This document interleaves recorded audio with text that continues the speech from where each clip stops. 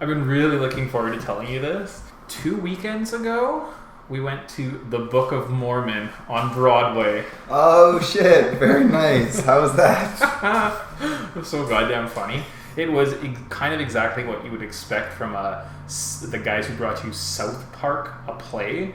Yeah. Very respectful of the Mormon religion, but it was about 2 missionaries that have to go to Africa and bring the story of Mormonism to them. Oh my god, that's great. Oh, it was so goddamn funny. I don't know if you can find it. I actually might look on iTunes after if I can, because I might, when I'm driving home tonight, listen to the soundtrack. I don't know if you can do that.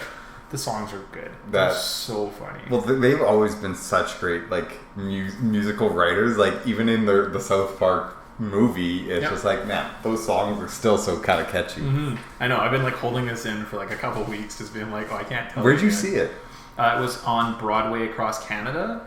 Oh, okay. So in Calgary, at like the Jubilee at SAIT, they just had it there, and we were talking about it early because I think her parents, my wife's parents, might have tickets or seasons tickets or something, or they get like pre-sales, and they were pretty expensive. So that was like our birthday presents. Nice. Both have birthdays in the summer, so.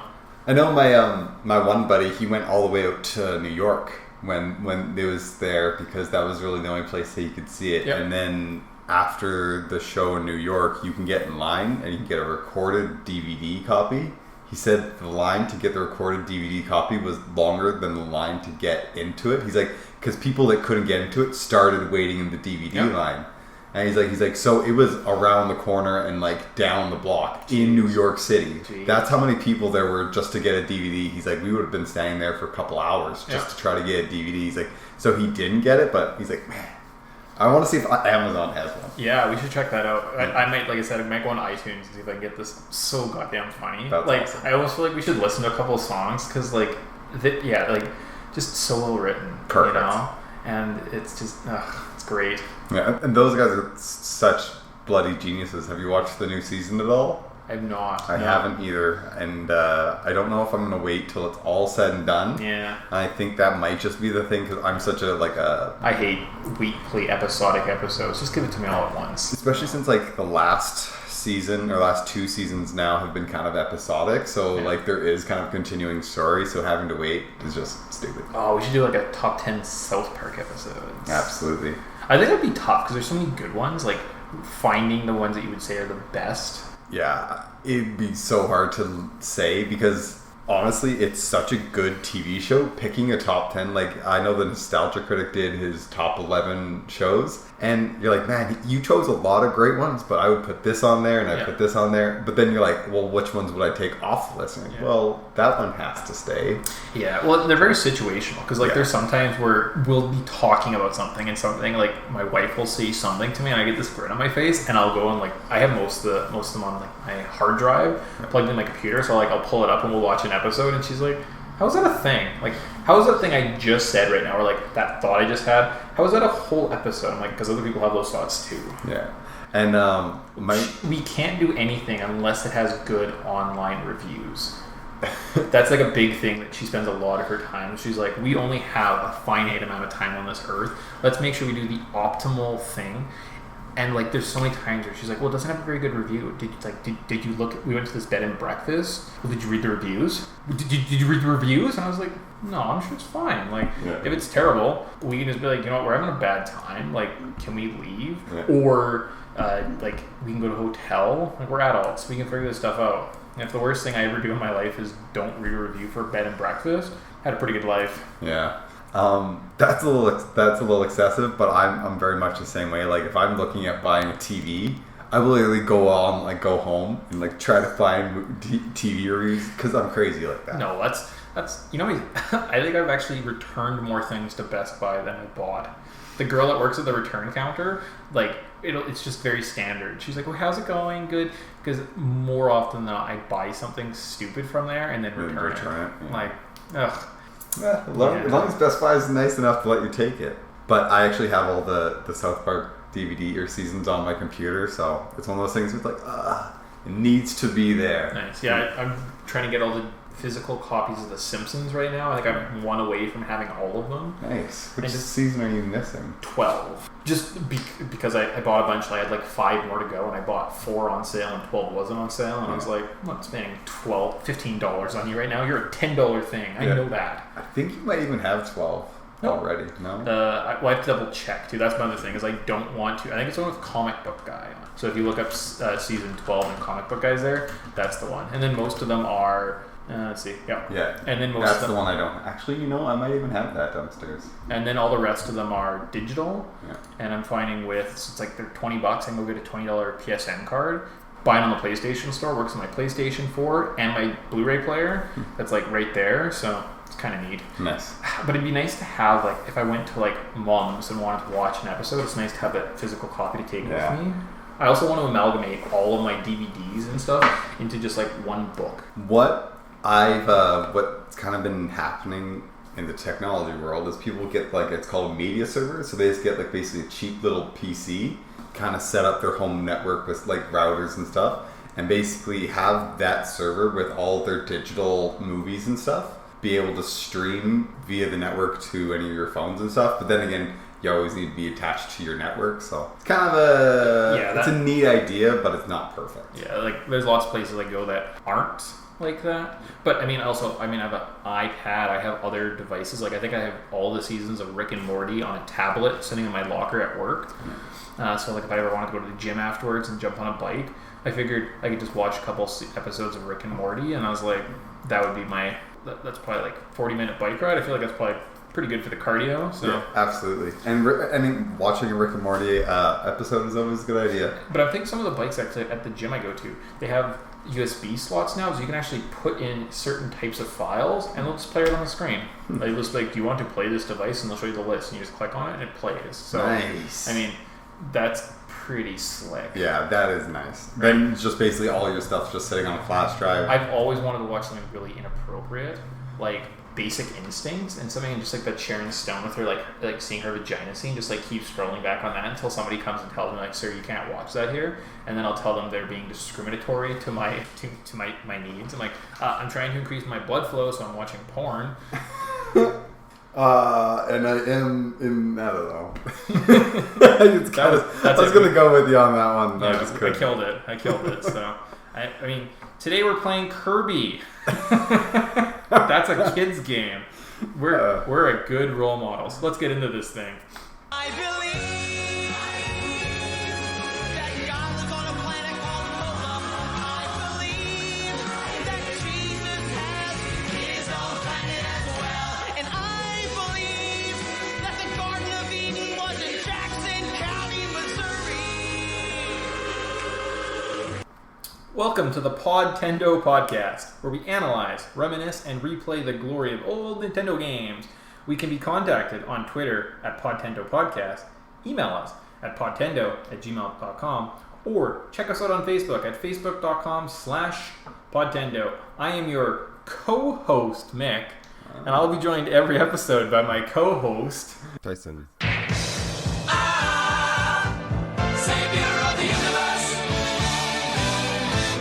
Hey, I got co-host status. You didn't even know that. You're literally looking at the notes and you didn't even follow along. What kind of a co-host are you? I was just looking at my notes so I could entertain the people. I kind of forgot. I thought we were going to do that on the last episode we recorded, and as I was reading it, I was like, I am your host. And I was like, well, I guess that's the next one. So, ooh, what a fun transition. 12 episodes and you've got promoted. Nice. Only took 12. Only took 12. Well, some of them we weren't a part of.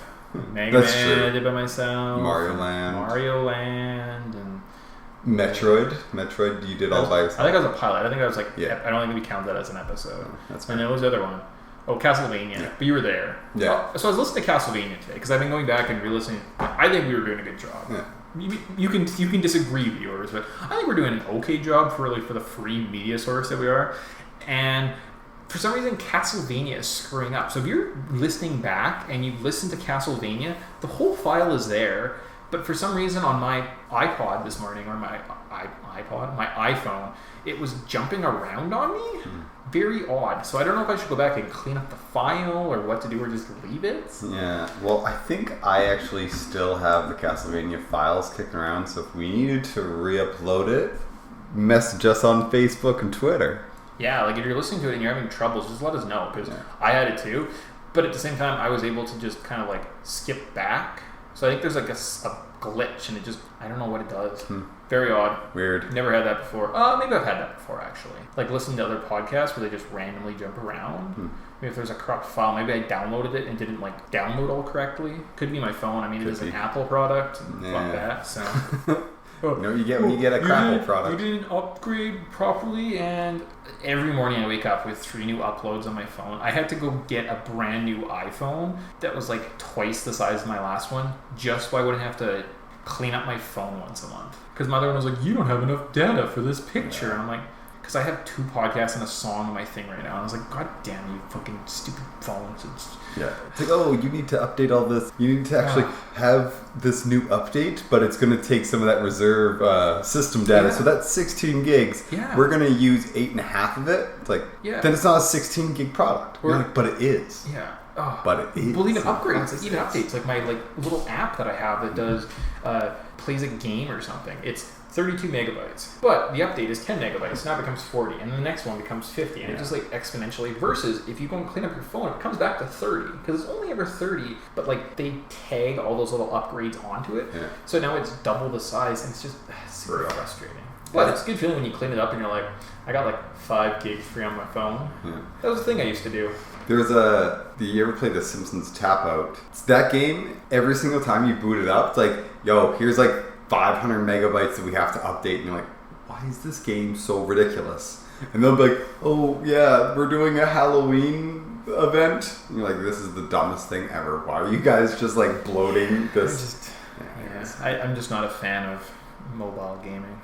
Word. So Kirby. Oh yeah, we already did the intro too. Oh shoot, sorry. Sorry, Tyson was just so ecstatic he went off. Silly Tyson and your tangents. The first game we're looking at today is Kirby's Dreamland. The release date was August 1st, 1992. How long to beat has it at? 1 hour. Actual retail price, $39.99. I remember that from a Sears Christmas catalog, a wish book. I remember seeing that. That was the thing in my brain that I pulled out. I didn't do the inflation thing. Whoops. Hey, whatever. It's close. You figure it out. You got a fucking inflation calculator. Current eBay price, it's like $10 to $15 for a cartridge. I think actually the $15 one, you get a box and you get the manual. So if you wanted to collect games, start with Kirby. They're cheap. Really cheap. On the 3DS, it's $4. So pretty nice. Some of the development details for this title. The game was created by HAL Laboratories. HAL is a reference to the 2001 Space Odyssey. Odyssey. Kirby was used as a dummy character until the developers could create a more sophisticated sprite. But as they played with him and used him through the game, they actually fell in love with the character, and they just left him as is. Nintendo decided on his pink color. The North American game cover showed him as being white. This was a miscommunication between the two of them, and finally, it was either the head of Nintendo or the head of the Kirby project came in and decided on his pink color. But on a gross Game Boy screen, he was like green, or whatever, gray? Yeah, some greenish gray color. Yeah. Very simple controls. You can fly for an infinite amount of time, and just by double tapping the jump button. You can also suck up enemies, and you can either use them as projectiles or swallow them. Pretty simple? Yep. Very basic. Standard platformer. Do you have any first memories of this title? This was the first time me playing this one, because I was like 3 years old when this game came out. Yeah, I think I remember playing it on the Kirby Wii collection. We went into Future Shop one night when you were visiting, or Mom was visiting, when we both were living down in Lethbridge. And I remember walking by, and it was like $50 for it was like the Kirby Wii collection, and it was in this nice little box, and I was like, that's really cool. I didn't know it was coming out. Randomly on a whim bought it. Remember playing through it then. It probably took me about an hour at that point. So I have played through this game once before, but I feel like I didn't really miss much. No. Early Game Boy game. If you listen to our Mario Land, I'm going to make Tyson play Mario Land later, and he's going to be like, yeah, this game is very bare bones. Yeah. And that's basically what this game is if you played the newer Kirby games and never played the first one, I was very shocked to know that there's no power-ups. It's basically flying around and inhaling projectiles. That's it. All right, so let's go through the story.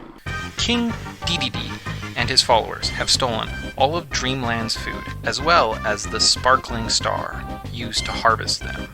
Kirby sets off to reclaim both the food and the sparkling stars and teach the king a lesson. Wow, what a great story. That was good. It's almost like this game's going to take a long time to talk about. Yeah. This one, again, really quick, probably took me less than an hour to play it. Like, really, if I explored everything. There was 5 stages. Yeah. In this one, stage 1 was Green Greens. I didn't make that up. That's what it's called. Very basic intro level. The boss was the happy tree. You dropped apples, and then you suck them up and shoot him. Yes. Stage 2 was Castle Low. It seemed to have a lot of exits and a lot of doors. I just kind of went like the way I thought was best, and it took me right to the end.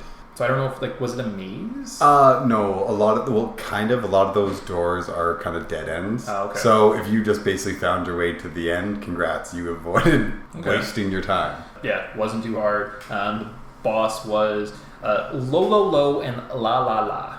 Those what the enemies were called. Yes. So Castle Low. So it was Low and La. It's kind of simple. I think there was a mini boss in each of these stages. Oh, you're going to pull up the bosses right now and take a look because clearly you forgot what they looked like. All right. Yeah, very simple game. Like, it almost would probably be as easy to play through this game and kind of check everything out or just like Google it quickly as opposed it would take the time it would take to listen to this podcast. Stage 3 was Float Island. This stage was pretty fun. You start off on kind of a boat island themed level. Then at some point you fly into the sky and you eat like a little lemon. And then you can fly perpetually and you shoot out little projectiles. And I really like that. So and you fight that guy. So both of my favorite stages of Mario Land as well as Kirby's Dreamland were the parts where you get to fly and shoot an infinite amount. Those were kind of neat. They were kind of cute. Felt really good. Maybe I'm not a fan of platforming on the original Game Boy. Or if it was just the shooting. These are definitely my 2 favorite parts. Yeah, I think the bullet hell sections, kind of what I call those when you're on the rail shooters. Yeah, is super fun. The boss of the Float Islands was the flying ship. Yep. Best part of the game. Just gonna say that. I had the most fun. After this, I was just sad. Stage 4, Bubbly Clouds. Nothing stood out in this part. It was just clouds. The boss was the Evil Eye. Yeah, Kracko. He was a cloud with spikes. It was like an eye guy. An eye in a cloud. Very simple. Then we went to stage 5, Mount Dedede. This was a boss rush, and then you fought King Dedede. He wasn't too hard. Just kept your distance, and you'll be fine. Yeah, I struggled with him to start, but that's because I couldn't get him to. I wasn't paying attention to his moves. Like when he runs towards you with his hammer out, you know he's gonna use his hammer. Or he's running to you without his hammer out, he's gonna slide. Yeah. Like he has like 6 moves and that is it. So if you know all 6 of those moves, your brain just instantly can just like basically walk over him. He's pretty easy. Yeah. That's the game. You're like, you guys didn't talk about anything. Nope. It's weird. We didn't. Didn't miss a thing. That was everything. We went over everything. It's been like 20 minutes of recording. We talked about the Book of Mormon and different shows, and there was some other tangent we went on. Yep. And we still went over the game, so... Yikes. It's kind of a very short... I'd say this is a great game for kids. Yeah. For a kid that's just on a short trip, like this would probably take a kid, like, on a 3-hour trip, would probably take a 5 or 6-year-old a while. Yeah. Because, they die or restart or whatever. But I think the difficulty is not hard enough that the kids wouldn't be like, I don't know what to do. It's just like, no, we just gotta suck up the little bad guys and shoot them at them. It's not hard. Well, it'd be a good game too if you had friends. Just one simple, hey, I beat it, this was my score, try and beat it kind of games. Because when they first made the Game Boy, they still had that arcade mentality. Yeah. So treat that as it is. Don't be too harsh on the little game. If you're looking for, again, if you buy a hard copy and it's $15 and it comes in the box and you play it and you're disappointed, really bought it for the collection. You didn't buy it because you really wanted to blow your freaking brain. Let's go into something a little bit more nostalgic for the two of us. Kirby's Dreamland 2. The release date, May 1st, 1995. Yes. This game was pretty awesome. This is actually, we still have this game today. It's actually sitting at our parents' place and with Metroid 2 for Game Boy. Oh, we should play Metroid 2 at some point. Which I think is just really cool because this is actually, I remember buying this game or getting this game. Christmas. Yeah, and this was like the game that I actually went back and I watched some of the old commercials for this, and I didn't like, I was like, man, these commercials don't look like anything familiar, but after watching them, they're only like 30 seconds long or whatever, and just like, holy smokes, I think this is the commercial that made me ask mom and dad to buy it. Interesting. So 95, so you would have been 6. Yeah. 6 That's a good present to get a 6-year-old for Christmas. Absolutely. The rest of the little rundown. How Long to Beat has it at about 2.5 hours, so it's getting a little bit more bulk to it. Actual retail price, $39.99. If we factor in inflation, I didn't do it for this one. Clearly, I'm sorry, guys. I screwed up. I'm so sorry. Nick, you're really dropping the ball. Everybody really cares about that inflation number. Hey, you know what, co-host? Shut up. Actual retail price, $39.99. Mick, you already did that part. You know what? I'm having a really bad day, guys. Current eBay price. How about we go there? How about around $20? So if we had a loose cart, it'd be worth $20. So that thing we have sitting at home, it's unfortunately not a super rare one. Only $20. If we had the complete copy, it would set you back about $110. This was probably the more rare or the more desirable game out of the first two. I don't know. I'm thinking maybe it's a little bit more rare. That's why it's a little bit more expensive. You could get a complete copy of Dreamland for $15. Probably because I want to say maybe Dreamland was probably more mass produced. Yeah. It's almost one of those things where like Dreamland 2 is a way better game. So maybe that's the thing is people are like, I don't really give about collecting Kirby Dreamland 1, which is actually the very first Kirby game, so people should care. I have a thought. I'm going to hold that just for a second. eShop price was $3.99, so they're pretty cheap. If you got a 3DS, probably worth the $4. Yeah. Development details. This game has the standard gray color palette, but when used with a Super Game Boy, it did have some color to it. The game was not made until 1995, and that was close to the advent of the Game Boy Color. This is the reason behind the pseudo color scheme. There's my point that I wanted to make. I wonder if it was because this game was made so late in the Game Boy development cycle, if people just passed on it. Because people were buying the Game Boy Color in like 96 or 97. Right. So why would you go back in time and buy a Game Boy game for your Game Boy Color? Yeah. And maybe the other thing is because it was a kid's game, and people who were playing games at this time, it wasn't all 5 and 6 year olds, which is kind of like, I would say the kind of 4 to maybe even 9 or 10 age group is kind of where the Kirby was geared towards. And I feel like the Legend of Zeldas and the Marios was kind of more like, young kids could play it, but that was kind of where the adults and the more teenagers, the people with actual expendable money being like, I want that game. Instead, I don't want to play it. It's a little pink fluff ball. And I don't know what was it. So if it comes out in 95 and Pokemon is on the horizon, Pokemon comes out in 97, 98? Maybe 98. I think once Pokemon came out, people were buying Game Boys just to buy Pokemons. Yeah. So you would buy a Game Boy with Pokemon, and you literally, that was it. That was your collection. You're like, this is my Game Boy collection. And you're like, we have one game, but it's motherfucking Pokemon. I only need one game. Yeah. So I wonder if that too also kind of hampered the sales, whereas there was 4 years between these games where you're like, I bought Kirby 1 and I had to buy another version so I could beat it again because it's that simple. Yeah.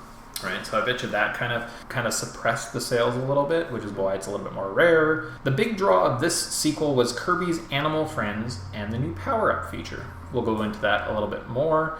Each stage has a very unique theme, and each theme uses its own color palette. So on the Super Game Boy, when you plug it in, the water levels are blue, the grass levels are green, the fire or mountain levels are red, and that was, again, it's unseen in those earlier titles, so it's kind of neat that they had like pseudo technology in this cartridge. And it was kind of neat because unless you had a Super Game Boy, you didn't know that this game had color. You were playing on that green and gross little screen from the original Game Boy, which we originally played this game on. Super Game Boy. What's a Super Game Boy, quickly? Super Game Boy is the NES or the Super NES adapter for the for Game Boy Colors and Game Boy games that you could play basically plug it in through the Super Game Boy into the Super Nintendo, and you could play it on the full screen on your TV. Awesome. Controls for Kirby's Dreamland 2. New to this edition, we see Kirby gaining the ability to absorb the powers of enemies he eats. He also gained 3 new animal friends. Other than that, I think it controls exactly the same. Basically. He does do this weird thing. If you jump and you fall too far, he lands on his face. Yeah. I always felt bad for him. I was like, oh, poor little guy. Man, I felt bad for him, but then he would fall on his face and he would get your fucking ass killed in a boss battle. Yeah. And you're like, why you gotta be such a klutzy piece of crap, Kirby? But he's so cute. His little smile all the time. He's just so happy. Yeah. That is one thing about this game and the first one that we didn't really touch on, is this game is such a happy game. Yeah. Like, the music's happy, even the enemies are sometimes, looks like they're kind of dancing around to the music, just walking back and forth, like just the way their sprites moves. Like, honestly, it's just a happy, colorful, very enjoyable time. Yep. First memories. Really exciting. You know what? This might be one of the very first games on this podcast that I have a first memory. This was the first Game Boy game I ever played. Isn't that crazy? Yeah. So Tyson got it for Christmas in 1995. I don't know, thinking back, if it wasn't supposed to be a joint gift, or was it just yours? I feel like it was ours, but I had the Game Boy, so we were supposed to share it because... So we got a Game Boy, a big block Game Boy, Link's Awakening, Kirby. I got a Talk Boy. Clearly, I overvalued the Talk. It was a pen that you could press and you could record and say, "I'm stupid," and the pen would go, "I'm stupid." And then there was also a little number pad. And I was like, man, that's fucking cool. That would be so cool. I got a pen. I wasn't allowed to use a pen. This was the time around Home Alone, so when we saw Macaulay Culkin rocking his tape recorder, we had to get one of our own, obviously. Yeah, I got a Talk Boy pen. You got a Game Boy, Kirby's Dreamland 2, and Link's Awakening. I feel like that's definitely unfair. Yeah. Or our parents... Because I feel like it was Oma that got... we got them on our way through small town BC. Yeah. And then we went to Lethbridge for Christmas, and we got them for the car ride or something. Maybe. And in my mind, I'm like, I got this Talk Boy, and you got this freaking video game thing. With 2 games, there's no way that's fair. Yeah, maybe that's not what happened. No, that's what happened. I promise you that's what happened. But clearly it was I think I got the Talk Boy, and they gave you... So you must have asked for one of the games. You're like, I really want to play this cute Kirby game. Look at this sweet little hamster dude. That guy's awesome. And they were like, well, we'll get him a Game Boy, and then we'll get them a game to share. Yeah. So it was Game Boy, Link's Awakening. You got Kirby. I got the Talk Boy. Yeah. But the way it was presented was, here's Tyson. Here's all this shit. Maybe take your Talk Boy. And I was like, man, Tyson was stupid for not taking a Talk Boy, because everyone's going to think I'm a pimp. I don't know. Yeah. the recorder of the pen was so bad. You would talk back, and it would just be really muffled, but... This is 90s technology, kids. This is mind-blowing stuff. The best thing I ever did with that pen was one time I recorded the toilet flushing. I was truly a god amongst kings. You were Gene before Gene was a thing from Bob's Burgers? Yeah. I was like, that's it, guys. I did it. I broke the Talk Boy. Ugh, just... Yeah. So... Because we owned it early on, I did play the shit out of this game when we drove down to California to spread our sister's ashes at a dinosaur, although I could never beat it. Oh, man. California. Fuck's sakes. Goddamn wizard.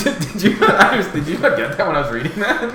No. It was, he clearly is just not listening to me. He read the notes and he's like, what the fuck? We're talking California. Yeah, remember when I was Fred Savage when I was a child? And I won that video game contest. Yeah, and then our cool friend showed up. What was his name with the... Elliot? No, not Elliot. The guy with the sweet glove. Power glove. So bad. But we did actually go to California. Yeah. And we were going to Disneyland and to visit our uncle, and we went with our grandparents, and there was some type of rule. If you sat in the back seat of the minivan, you could lay down. Yeah. And if you had to sit with grandma in the middle seat, you got to play the Game Boy. Yeah. But sometimes the guy in the middle seat would be like, no, I'm going to color. So you got to lay in the back, sleep, and play the Game Boy. Like, that was pretty pimp. Yeah. I also like that we had those kind of constructive rules. I was 9, you were 7, maybe 6, turning 7. And we already illustrated, okay, it's only fair if you sit here in a shitty seat with grandma, but you get the Game Boy and the guy in the back gets to lay down. Yeah, and relax. Really cool kids. Yeah, we had a great childhood. I did play through it recently on the Kirby Wii collection, kind of like with the first game. I always feel like I used to suck at video games because when I look at the 2.5 hour playtime, it probably took me like 5 days to finish this game. And I actually don't think I ever beat it as a kid. Like, I couldn't beat King Dedede. Yeah. So, and I definitely never got the good ending. No, you need a guide for that, I think. Yeah. So with that, let's kind of delve into how this game works, and we'll start with the story. The Rainbow Bridge that connects the 7 Rainbow Islands has been stolen by an evil force called Dark Matter, who has possessed King Dedede. Intent on conquering Dreamland, Kirby sets out to defeat Dark Matter, accompanied by 3 animal friends. After traveling through 7 different islands, Kirby reaches the possessed King Dedede and defeats him. If the player had previously collected all 7 rainbow drops from each island, they form into the Rainbow Sword and exorcise Dark Matter from the defeated King Dedede. Holding the mystical object, Kirby follows Dark Matter into a final showdown. He defeats Dark Matter and uses the sword to create a new rainbow, thus restoring peace to Dreamland for now. Alright, and in terms of level notes, power-ups. What kind of power-ups we got going on in this game? We got the umbrella. Yep. There's the spiked defensive power-up. Okay. You've got your, like, kind of throwing star cutter. Yeah, it's kind of like a little boomerang guy. Yeah, and then you got a fireball, which will basically make you burst into flames and go forward. But only at it's only maybe like 5 or 6 paces it takes across the screen, so it's nothing super special. Yeah, you can't like just spam this thing and just be a fire rocket across it. Yeah. You do stop. There's ice. Basically makes you shoot ice breath. Freezes enemies, and then when you can like pound them across the screen. So that one's definitely good for helping clearing out some of the more enemy-filled sections. Mm-hmm. Rock basically makes you turn into a rock. Or if this was mind-blowing as a child. If you turn into a rock on a slight incline going down, you roll down the hill. There's that one really fun level where you get a rock power up, and then it's just all slants, and you literally just roll down. I was like, I wonder if nowadays there's some game that they do that, but it's like a Plinko machine, and you bounce around, and like sometimes you get set like back to the beginning, and sometimes you get the good ending, and sometimes you find secrets, and it's all just luck based. I'm sure that exists. Probably. I'm excited to find that. What was the last one? Electric. Yeah. I think as long as you hold down the button, you make a little electric shield. I think so. Cool. Oh, and you get 3 animal friends. Yes. They are Rick, Koo, Kine. Rick, Koo, and Kine. Rick is the hamster, and he's the land guy. Rick means land in Japanese. Yep. And then Koo is the air character, or the owl. Koo means air in Japanese. And then Kine is the fish, or the sea creature. And Kine means water, ocean, sea, something in Japanese. Yeah. It's really cool. It's funny that like such simple wording, or such simple like naming scheme, but don't find out about it till... No, it'd be like we sent them a product and we just had a hamster called Land. Or an owl called... Although Coo's kind of neat, because Coo the owl. Do owls coo? What coos? What animal coos? Birds? Birds coo. Okay. Do chickens coo? No, chickens cluck. Yeah. I'm gonna Google that later. I'm gonna learn. What's the difference between a cluck and a coo? Where's your spinny animal dial? The horse says. Yeah. Oh, no, that's not what we need. What goes coo? The cow goes shazoo. The rooster goes rockety. No, it doesn't. The elephant goes thwomp. Yeah, kind of. Level 1 is Grassland. Basic starting Kirby level, pretty simple.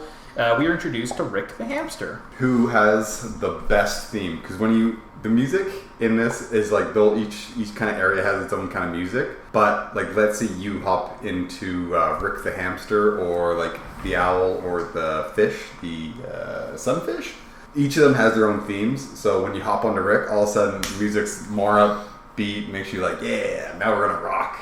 Yep. Other interesting notes of level 1, I found a rainbow drop here. Don't get used to hearing that though. So rainbow drops, if you collect them all, there's one in every level, something great will happen. You'll get kind of the special ending. I got one for one. How you doing? I'm 1 for 1 right now. Nice. The boss was the gagged tree. Yep. So the happy tree was like blindfolded and like had a gag, like a ball gag in his Yeah, mouth? or no, it was like a paper surgical mask or something like that. So I looked at it as like a ball gag. And I'm like, what the hell do they do to this freaking tree? Poor tree, man. And then you fight him for a bit, and then it kind of blows off, and then he's normal. Yeah. So like I don't know what was going on there. Like this is part 1 of the Kirby Dark Matter Saga game. Yeah. So I wonder if it's further explained later, if there's literature on it, like a manga series. But I don't know, it's still weird. Yeah, and it's one of those things where this is the same. When you played Kirby's Dreamland, the tree you fight is the same tree, and the battle goes. Did they do it just to change up the aesthetics a bit? Yeah. What can we do with a tree to make it look different? Put stuff on his mouth. Yeah, basically. He knows too much. Shut him up. Level 2 was the Great Forest. There's a lot of flying in this area, and this is where we found Coo the Owl. Oh, I also found the rainbow drop here. So 2 for 2. Yeah, doing really well. The boss was Sonic the Hedgehog, or what is his name? Neuroful, with his little babies that you suck up and then shoot at him. With this guy, I had the owl and the ninja star, and with the owl power up, you fire 3 ninja stars. I just stood in the middle and just like spammed it and kicked their ass. The ninja stars will be a recurring good use item for battling the bosses. From here, we're off to SeaWorld, level 3. This is definitely the worst part of the game. I don't know why water levels always suck and why they always include them, but they do. Yeah. I missed the rainbow drop here and throughout the rest of the game. I went back and I got this one, and I think it was level 4. This rainbow drop wasn't too hard to get. Basically, this was in stage 3. Yeah. It's not as hard as stage 4 was. Stage 4 is ridiculous, and I'll get into it when I get there. But this was the last one that I got before having to come all the way back after finishing it. Okay. And then the boss here was an anglerfish, because anglerfishes are bosses in every water level in every Nintendo game for some bizarre reason. Yeah. Was I the fish? I might have just been Kirby with the rock power-up. And all I did was turn into a rock and just roll along the bottom of the level, and he would run into me occasionally and take damage. And that's how I beat him. I did nothing. I was just defense the whole time. Yeah. Just press the button and he just, it took longer than it should have. It took 10 minutes or something. But I was camping at the time, and I was sitting there drinking and roasting a marshmallow, and I just would look over, oh, he's still going, and then just kind of picked up the game. So kind of chill. I like bosses that are super chill. Yeah, this is kind of the first 3 levels are like the intro levels, and now this is where we're about to take a step into deeper waters. Mm-hmm. Level 4, Iceberg. That's really funny because it's places are called something berg in cartoons all the time. Iceberg. That's what you'd call a frozen city. Yeah.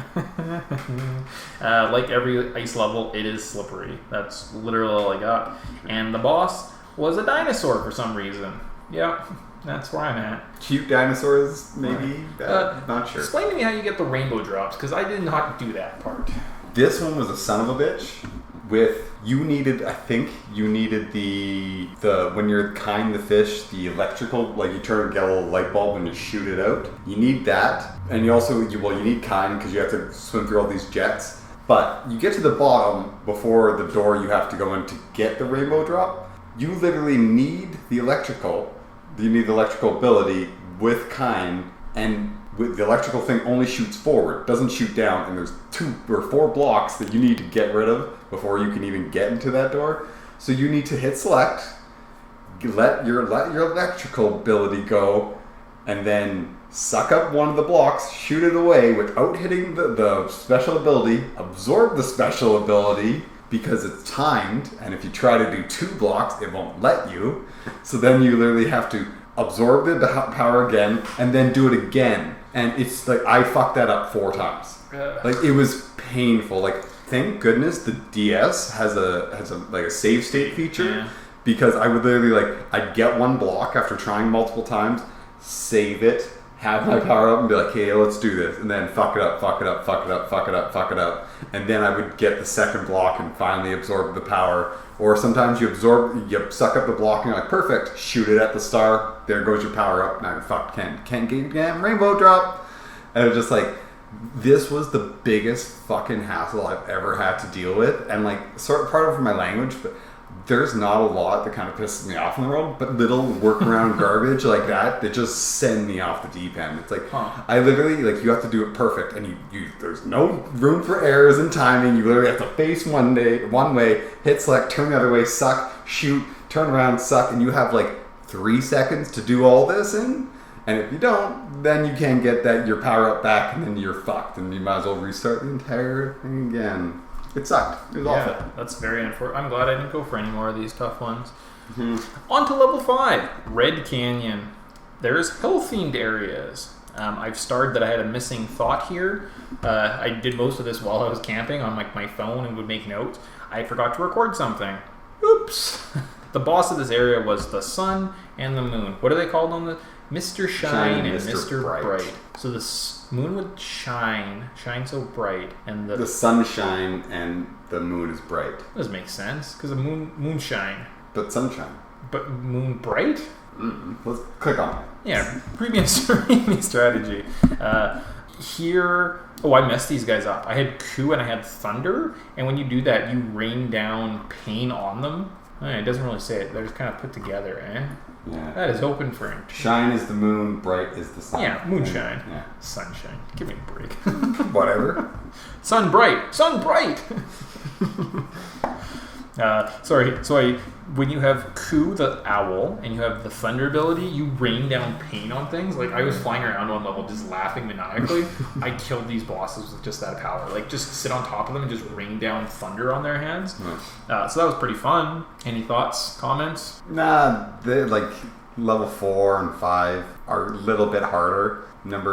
I'd say that these 4, 5, 6 are the hardest ones. Because honestly, once you get to the Dark Castle, I feel like it's not really all that hard anymore. Not at all. How was the rainbow drop on this one? Okay. This guy was okay. There wasn't as big of a fucking pain in the ass as the letting go of a potion. Was this the area? Because there was one that I was kind of on the right path. So you end up in a hallway, and as you're floating up in the hallway, there's like 6 power-ups on the side. And that's for the last stage. Okay. Yeah. Right. Yeah. Moving on to level 6, Cloudy Park. Sky cloud themed areas. Nothing really special about this area. And the boss was the Evil Eye. That was super easy. Yeah. Surprise! There was a second form. It was the exact same eyeball monster from the first game. I had Rick for this fight, and I did so freaking poorly. Like, he just kicked my ass.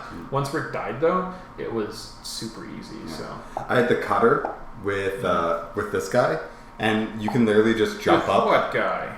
Just with the cloud boss. Oh, the bad guy. Okay. They made it like Coup, and I was like, he has a name, Tyson. No. Against Krakow, you use the little cutter. It takes about 3 hits with the cutter for one of his bars to go down. Okay. But then you don't need to wait for basically him to do his attack, so you can absorb whatever or his little stars that he kicks out. Nice. And you can basically just like work them. It's actually kind of nice. Sweet. Let's see. And then level 6, the star drop was okay. Yeah. Nothing special there. Level 7 was the Dark Palace. This is where DBB lives. This place has 7 doors. Wow, what a great thought. I think to pad the game, they reused a lot of assets here. So areas 1 and 5 are just flipped versions. So you'd start at the beginning of level 1, work through to the end. Level 5 was you started at the end and you worked through everything was exactly the same. There was even like a little side-scrolling part that just moved the other way. So I guess that's a good way of extending gameplay. It's kind of cute. Kind of shows you where you came from, where you're going.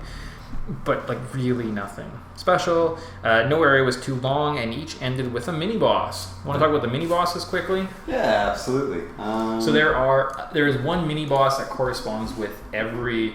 Oh, that disappeared. with every power up. Yeah, so every power up, of the whatever the 7 power ups that there were, 1, 2, 3, 4, 5, 6, 7. Of the 7 power ups, there was 7 mini bosses, and they have really funny names. So, what was the rock guy called? Blocky. Make sense? The spiky guy is Captain Stitch. You know what? You read them out to me, and I'll tell you if I can guess what power up they go to. Okay. On the names, I don't know the names. I know what they are. I know what the power ups are. Ifriti. We went over that one earlier. Yeah. Fire, because it's kind of like Ifrit, the demon of fire or whatever it is, with an I. So he's cute. Ifriti. Jumper Shoot. Oh god.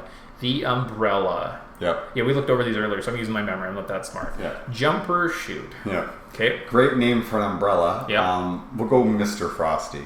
Oh, that's the ice guy. Yeah. And then Wayu. That's the cutter guy, but only because I'm remembering these from earlier. Yeah, the ninja, and then last but not least, Master Green. The electric jellyfish, Master Green. What a great name for a jellyfish. Awful. All right, this next part, we're going to do something new, brand new. We're at King DDD. I have a save state on my 3DS, ready to rock and roll. I'm going to fight him live on the podcast. I'm entering the door and I'm flying up a hallway. We can provide commentary on this part. I am now fighting King DDD. He is sleeping. I brought an umbrella in as a power-up so I could simply get 1 hit of damage. He's got 12 hits to my 6. No, I just took 8 of damage. Yeah. I'm only going to take 1 attempt at this. I did beat him a little bit. Right now he's just running back and forth, doing the slide attack. Oh, he just tried to suck me in. I jumped over his head. Yeah, here comes the hammer. So that means he's gonna swing it. I guess actually his hammer. His one of the attacks are slightly different than the original Kirby's Dreamland. Yep. So right now he's in like super pissed off mode. So really the best thing you can do is just kind of avoid him. Yeah. So he's smoking. There's steam coming out of his head. He's blinking, and he moves a lot faster. Yeah. Now, he's going to also shoot out a star, so if I'm quick, sometimes he does drop stars as power-ups to throw at him, so you got to really watch that. I have 2 lives left. He has about half his health left almost. I'm probably not going to make it here. No. Oh, no. Down to 1 hit. Oh, down to 1 hit. He just sucked me in, and I'm dead. Balls. I practiced. I really wanted to make everyone proud. That's fair. I didn't. What you should have done is you should have brought the cutter. Because the cutter works the best with almost every single boss. Okay. It takes a little bit of work, but it's a good enough range, and you can kind of get it multiple going. Okay. So that's if you're gonna. Oh, I beat him last time I played, but I just left my save state there. So I was like, that'd be kind of fun to do on a podcast. Yeah. I was like, we can do a little commentary. I'm gonna see what it sounds like. If anyone gives me any reaction. No one's like telling us like, you guys fucking suck, I hate you. So we might leave that in some games if it's simple enough. I might like do the final boss live on air or something like that. And we talk through it. Because I mean, it's better than us just going through the same old states and reading the notes like we usually do. Yeah, because like what do I have here for my live? Now, if I beat him right now, knowing that I only had 2 of the 7 rainbow drops, the game would have just had credits roll. Yeah, it's actually, I think it shows Kirby and all the 3 friends like, sad. And it's like raining. And they're just like walking along and they're like, we beat him, but we didn't do a very good job. But if we did collect all the rainbow drops... then we actually get the good ending. So there's a creature called Dark Matter. It's a big black ball that comes out of DDD, which caused him to be evil in this particular game. You will summon the 7 rainbow drops to forge the rainbow sword, and you fly off after him. Now, I have done this on the one time I played it on the Wii collection, so I didn't feel overly inclined to do it again. Dyson, how was fighting Dark Matter with the rainbow sword? Kind of frustrating. He's got a lot of moves, but if you kind of know where to stand, like the first couple times I tried it, I just died. But if you kind of position yourself accordingly, like just a bit above him or just a bit below him, you can kind of get in a sweet spot where you can just kind of keep swinging the sword, and he generally will miss you. But when he turns into his, because he has 2 stages, he comes out in his like basically Goku hair and a sword and a cape, and then he turns into a little like black ball. Oh, he starts. Okay, interesting. After you kill him, after you kill his first form, and he kind of has these like little bumps. If you actually line yourself up in like angular, like what a 45-degree angle with his final form's like little first bump on, like when he's got these little, like orange little bumps around the black guy. If you actually line yourself up with the first orange bump on his top and his bottom at 45-degree angles, when he does his spin attack, he'll actually miss you. So that kind of helped me, because near the end he starts shooting electricity, and yeah, I don't know how to avoid that one. But I was watching a couple people play it, and if you angle yourself correctly and you get up in there, then you can actually avoid hitting. So that's my suggestion. Watch some other people play it and then attempt it yourself, because if you just go into it, you might just get worked. I feel like the fact they included this boss means they were trying to make this game a little bit more mature. Yeah. The first game was for children. Absolutely. And then they said, you know what? Little kids aren't the only ones playing the game. Boys, adults, more experienced gamers are also playing this. Let's put a challenge in for them. So I could beat it. I bet you 8 times out of 10 I can beat King DDD. Yeah. I was obviously under the pressure of the podcast and trying to record for you people. I'm so sorry. But normally I'd be able to beat it and that'd be the end. Versus, what if we threw a super hard guy? Like, he's going to push you to your limit. It's also kind of unfair that they give you this brand new mechanic. Here's a sword that you can use. Yeah. And you're flying around without being inflated, so you kind of control differently. Yeah. And now fight this new boss. So like, that's kind of cheap. So it's almost one of those things where they should have had a save state feature built in so you could save and just keep practicing. Is what it is. All right. I think that this is such a really neat idea for them to build into a trilogy. I never knew this was part of a trilogy until we started kind of doing this. Yeah. What are the other 2 games in the Dark Matter trilogy? It's Kirby's Dreamland 3 and Kirby's Crystal Shards. 64? Yeah. Really? Yeah. Fun. Look, yeah. So it's a trilogy. Starts with Dreamland 2, and then it goes Dreamland 3, and then what Kirby platform 64. is Dreamland 3 on? Super Nintendo. Really? Yeah. Huh. So we can actually do the trilogy, the Dark Matter trilogy, for you guys at home. I think that's something I would like to address. I was going to ask if you wanted to, like, does it intrigue you enough to want to replay it? Because I think I would like to come back and play it again. Now that I've beaten Dreamland 2, I have no... Yeah, I'm pretty cool with it. I know I have it for Wii, and you should probably get a Wii at some point. Yeah, I really should. Anyways, I do have it there, so I can play it there. Very accessible for myself. Definitely something I would like to kind of come back to and readdress, so... be very neat. Yeah, and another thing is Kirby 64 was a game that when I first had an N64, I actually got it and I hated it. I didn't even beat the first level. Yep. And I ended up trading it to a friend for a game that was okay. What'd you trade it for? I don't even remember. I want to say Jet Force Gemini. I thought you sold it. It was like you bought it for 65 and you sold it for 60. And like, Mom was upset that you lost $5 on this deal. Maybe. That's good inflation. Like, you drive a car off a lot, you drive it back, and like, I want a new car. They're like, that's like 50 grand off of it. And you're like, what? I didn't even spend that much on the car. Like, you owe us money to take it back. Yeah. Like, fuck. Could have been. I honestly, my memory's not as good as it once was. Okay. All right. So, sneak preview. Future episode, I'd like to play Dreamland 3 and Crystal Shard. So we will come back to this series. Don't worry, the trilogy will be completed at some point, but we're going to be kind of... is there any like trilogies that just took a long time to make? Bad example. Yeah. Or like if they made Return of the Lord of the Rings, The Fellowship, back in 1952, and then in... Okay, that's a bad... Let's just move on. You know what? Moving on. Back to the Future trilogy. Moving on. Current thoughts. These are very fun and creative platformers. I did include a little music section in here. I think that the music in here was great. It really helps keep the fun feel to it. And the end level theme is just adorable. The music, in my opinion, is super iconic. They did such a good job of creating kind of a fresh, unique sound for the game. I really like it. Now, it may also harkens back that I played this game a lot, right? Obviously, as a kid driving down to California to spread my dead sister's ashes was with my father. I don't know who father. With my brother Christian Slater. being Fred Savage. While they're trying to beat the Super Turtle. Yeah. Oh, and it's just really nice, super cool. Do you have anything to add kind of on the music section there? No, some of these music is like, whenever I hear it, I just like replaying this. Mm-hmm. I ended up actually like, you'd beat a level and it goes into its little victory jingle.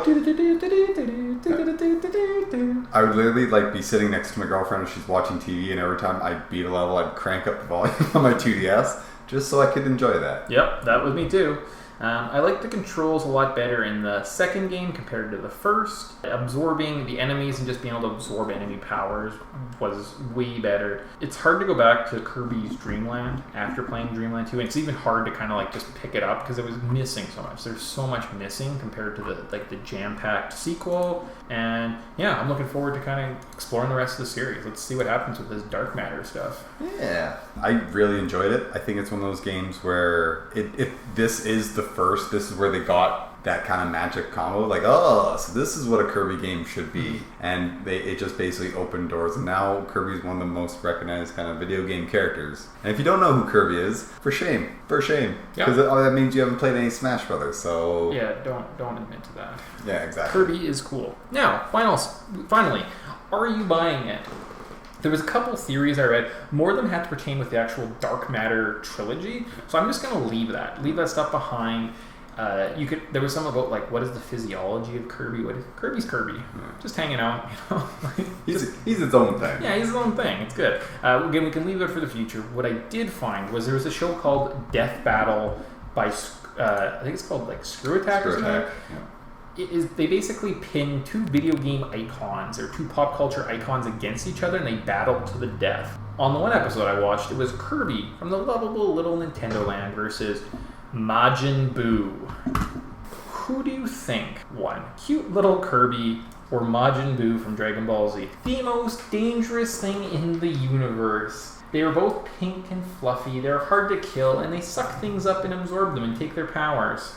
Considering it's Screw Attack, and I've watched a few death battles, that every time I'm like, oh, obviously it's going to be this guy, the other person wins.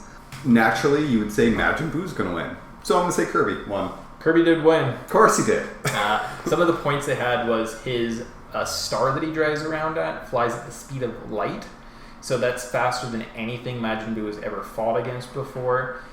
Kirby was also able to absorb anything. So any energy attack that came at him, he was able to absorb and suck in.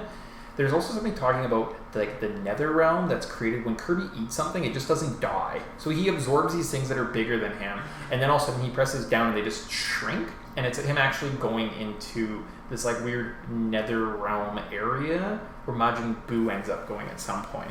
And I believe what happens is he sucks in his like final spirit bomb attack or something, and then Kirby spits it back at Majin Buu and it destroys him. So Kirby is more durable than Majin Buu. Yeah, but my argument to that is, didn't Majin Buu also be able to absorb power? Yeah, but whatever. It's death battle. Yeah, it's there to make you angry. Yeah. That's why damn Superman beat frickin' Goku. Never in a million years. That was a technicality. They said all Goku had to do was go somewhere there wasn't a yellow sun. Like if they went to Namek, he would beat. Superman would have lost all his powers and died. I personally think that they could have fought right in front of the sun and Goku would have beat him. Because Superman's not that strong. He got beat up by a little girl named Doomsday. I'm pretty sure Batman beat him up. Yeah.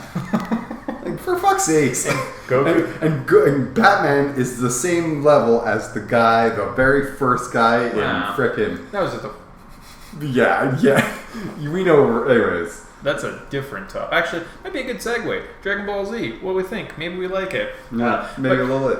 In terms of Kirby, definitely going to readdress the series. I'm glad, Tyson, you made us kind of play through this. I just kind of skipped this, to be honest with you. Good introduction to kind of our experience with the Game Boy. Anything we miss? No, not overly that I can think of. Okay.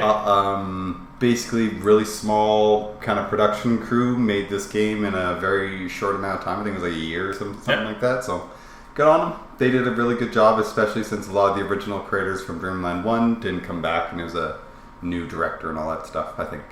That's it. Awesome. Alrighty. Well, with that, thank you for listening. You can contact Podtendo on Twitter at Podtendo Podcast, email us at podtendo@gmail.com, Or check us out on Facebook at facebook.com/Podtendo. The music of Podtendo was used without permission and is property of Nintendo.